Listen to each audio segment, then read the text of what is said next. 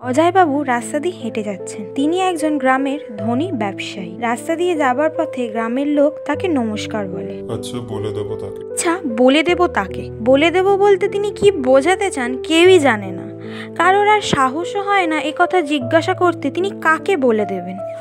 প্রথম দিকে তিনি বড়লোক ছিলেন না। শহর থেকে সবজি কিনে এনে নিজের গ্রামে ঘুরে ঘুরে বিক্রি করতেন। কেউ কেউ তার থেকে সবজি কিনতো, আবার কেউ কেউ বলতো সকাল সকাল কাজ নেই, চলে আসো রোজ, যাও এখান থেকে, না হলে আমার বাড়ির কুকুরটা ছেড়ে দেবো তোমার পেছনে। যে বিক্রি করে খুব কষ্টেই তার সংসার চলতো।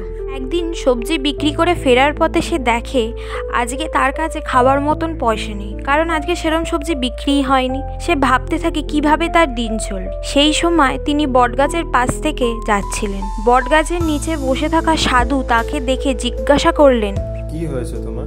অজয়বাবু সাধু বাবাকে সমস্ত কথা খুলে বললেন এবং সাধু বাবা বললেন, তুমি নিজের গ্রাম ছাড়া অন্যান্য গ্রামেও সবজি বিক্রি করা শুরু করো, কারোর কথায় সেভাবে কান দিও না।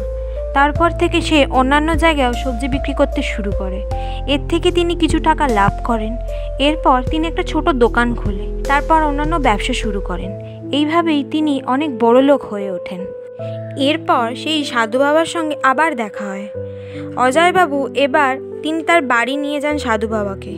সাধু বাবাকে সেবা শুশ্রূষা করেন এবং এরপর সাধু বাবা জিজ্ঞাসা করে তাকে, আচ্ছা বলে দেবো কথাটা তুমি কেন বলো।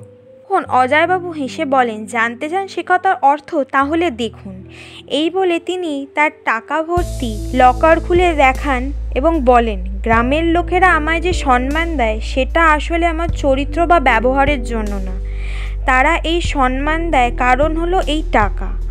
আমার যখন আর্থিক অবস্থা ভালো ছিল না সেই সময় সবাই আমাকে অবজ্ঞা করত, কিন্তু এখন আমার আর্থিক অবস্থা ভালো থাকায় সবাই আমাকে সম্মান করছে। তাদের মধ্যে হঠাৎ এই পরিবর্তনের কারণ হলো এই টাকা।